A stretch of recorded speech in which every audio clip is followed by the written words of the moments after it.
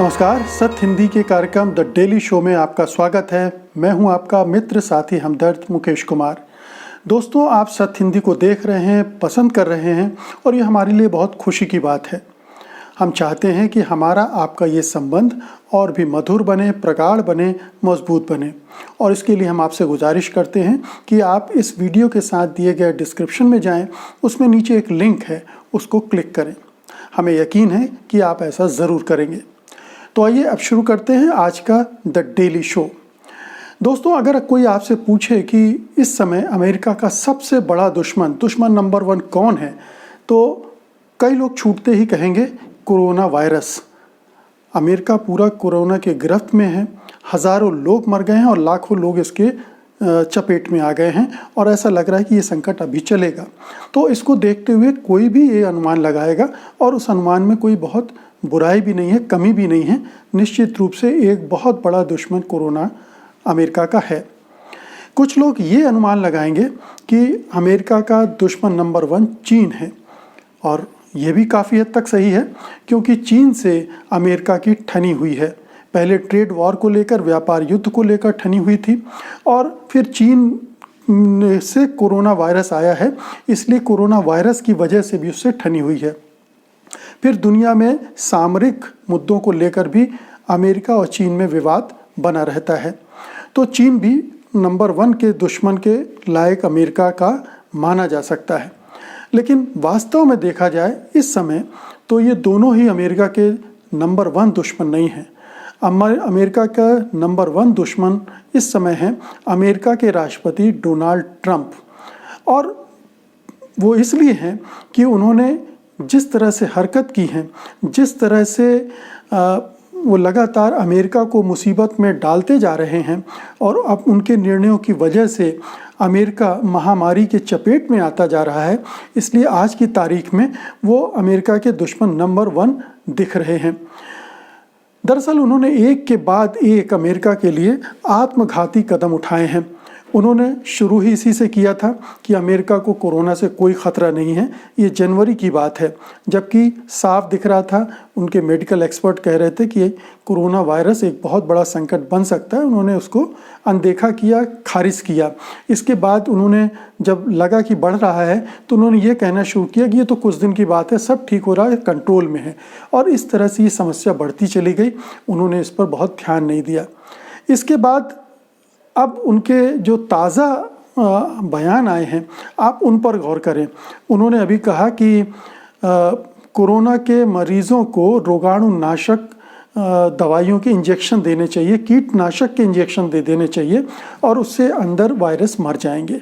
अब इतना हास्यास्पद और दुखद बयान है ये कि इससे पूरे अमेरिकी जो साइंस बिरादरी है, वैज्ञानिकों की बिरादरी है और जो मेडिकल एक्सपर्ट हैं वो बहुत चक्के हैं। उन्होंने ये भी कहा कि अल्ट्रावायलेट किरणों से इलाज किया जाना चाहिए, उससे वायरस मारे जा सकते हैं। सनलाइट, सूर्य की रोशनी से इलाज हो सकता है। तो ये तमाम जो नीम हकीम उपाय उन्होंने सुझाए हैं वो पूरी तरह से अवैज्ञानिक हैं, अनटेस्टेड हैं, कोई परीक्षण नहीं हुआ है। ये उनकी अपनी दिमागी खोज है और इसने पूरे वहाँ की वैज्ञानिक बिरादरी को और जो मेडिकल के जो एक्सपर्ट हैं उनको परेशान कर रखा है कि अब ऐसे सुझाव कोई मूर्ख आदमी ही दे सकता है। कोई मूर्ख आदमी और पागल दिमाग का आदमी इस तरह के सुझाव दे सकता है ऐसी सिचुएशन में जब अमेरिका इतने गंभीर संकट से जूझ रहा हो। और ऐसा नहीं है कि उन्होंने ये पहली बार इस तरह का कोई सुझाव दिया हो, इसके पहले भी वो इसी तरह के सुझाव देते रहे हैं।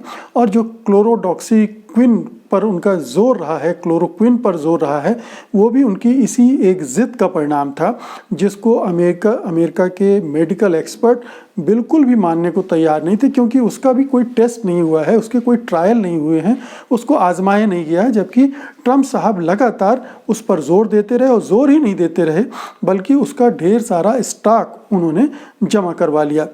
अब ऐसे महासंकट के समय, कोरोना जैसी महामारी के समय अमेरिका को एक सुचिंतित और परिपक्व नेतृत्व की ज़रूरत थी जो इस संकट में अमेरिका की नैया को पार लगाती, अमेरिकियों की जान को बचाता।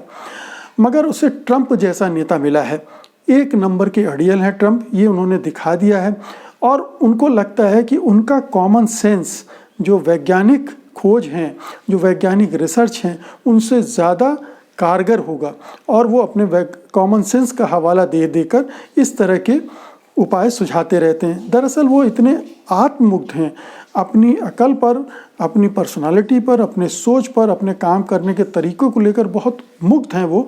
और उनके पास वो सोचते हैं कि ऐसी बुद्धि है जो मेडिकल और विज्ञान के बारे में विशेषज्ञों से बेहतर सोच सकते हैं। तो इस तरह की आत्ममुग्धता आत्मघाती साबित हो रही है अमेरिका के लिए। लेकिन ट्रंप साहब की एक यही समस्या नहीं है। दरअसल वो पगलाए हुए हैं चुनाव की वजह से, विक्षिप्त हैं वो चुनाव के नतीजों की आशंका को लेकर। उन्हें लग रहा है कि कोरोना कहीं उन्हें दूसरी बार राष्ट्रपति बनने से न रोक दे। ये संकट इतना बढ़ रहा है कि कहीं ऐसा ना हो कि वो दूसरी बार जो नवंबर में चुनाव होने वाले हैं वो उसमें जीत ही ना पाए। तो चूंकि कोरोना को नियंत्रित करने के लिए लॉकडाउन लगाना पड़ा, अमेरिका में लॉकडाउन करना पड़ा और उसकी वजह से अर्थव्यवस्था रुक गई और अब तबाही की कगार पर है, तो उनको लग रहा है कि अर्थव्यवस्था अगर बिगड़ रही है तो उनकी रेटिंग गिर रही है और अर्थव्यवस्था अगर चलने लगे तो वो सब ठीक हो जाएगा और वो इलेक्शन जीत जाएंगे। तो लगातार वो सारे स्टेट्स पर दबाव डाल रहे हैं, गवर्नर्स पर दबाव डाल रहे हैं कि आप लॉकडाउन हटाइए, लॉकडाउन हटाइए। और केवल यही नहीं कर रहे हैं बल्कि वो अमेरिकी जनता को भड़का भी रहे हैं कि लॉकडाउन तोड़कर सामने आ जाओ, लॉकडाउन का विरोध करो। जबकि सारे स्टेट इससे घबराए हुए हैं कि अगर लॉकडाउन में ढील दी गई तो अभी ये जो इतनी बुरी हालत है कहीं उससे भी बुरी हालत ना हो जाए और जो आशंकाएं जाहिर की जा रही हैं 5 लाख, 10 लाख, 15 लाख अमेरिकियों के मरने की, वो सच साबित ना होने लगे। तो वो महसूस कर रहे हैं कि इस समय संयम बरतना चाहिए, लेकिन ट्रंप साहब हैं कि वो मानते नहीं। फिर आप ये देखिए कि ट्रंप साहब ने दुनिया भर से पंगे ले रखे हैं। अमेरिकी मीडिया से पंगा उनका चल रहा है। अमेरिका में डेमोक्रेटिक पार्टी से वो सहयोग लेने की स्थिति में नहीं है, उससे उन्होंने इतने पंगे ले लिए हैं। मेडिकल एक्सपर्ट्स की राय मानने को तैयार नहीं है। और अगर अंतर्राष्ट्रीय स्तर पर देखें तो चीन से उन्होंने एक बार फिर से पंगा लेना शुरू कर दिया है। चीनी वायरस का पहले ही वो राग अलाप चुके हैं और अब देख रहे हैं कि चुनाव की वजह से अगर चीन का विरोध किया जाए, चीन को खलनायक बना दिया जाए तो उनको फ़ायदा हो सकता है, तो वो चीन पर हमले करने लगे हैं। इसके अलावा उन्होंने अपने यूरोपीय साथियों को भी नाराज़ कर लिया है। बहुत सारे यूरोपीय साथी उनके व्यवहार से नाराज़ हैं। WHO से उन्होंने जंग छेड़ दी है, WHO की उन्होंने मदद रोक दी है।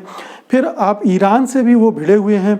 इस तरह से देखें तो उन्होंने कई ऐसे काम किए, जैसे एक उन्होंने हाल में ये किया था कि बहुत सारे देशों की जो मेडिकल सामग्री है उसको हड़प लिया था। तो ये बहुत ही ओछेपन की मिसाल है और इससे अमेरिका की अंतर्राष्ट्रीय छवि बहुत बुरी तरह से ख़राब हुई है।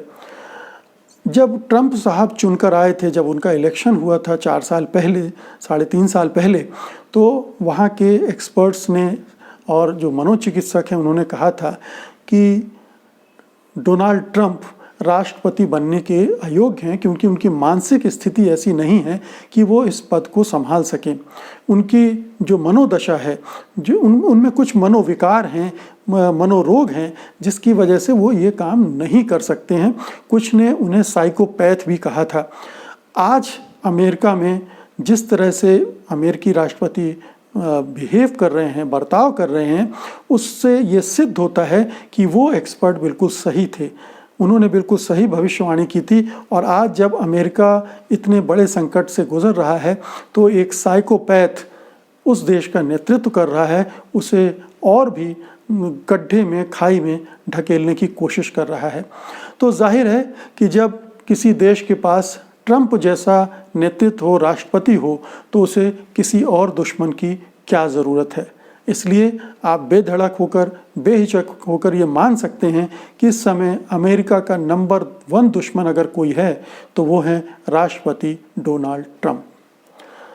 मित्रों, आपको ये वीडियो रिकॉर्डिंग या वीडियो रिपोर्ट पसंद आई हो, आप इससे सहमत हों, तो आप इस वीडियो को लाइक ज़रूर कीजिए, इसको शेयर कीजिए और इस चैनल को सब्सक्राइब भी कीजिएगा। उम्मीद है कि आप ऐसा करेंगे और हम फिर जल्दी हाजिर होंगे द डेली शो के एक एपिसोड के साथ। तब तक के लिए मुझे अनुमति दीजिए। नमस्कार, धन्यवाद। सत्य हिंदी के और वीडियोस को देखने के लिए हमारे YouTube चैनल को सब्सक्राइब करें और सीधे नोटिफिकेशन पाने के लिए बेल आइकन दबाएं।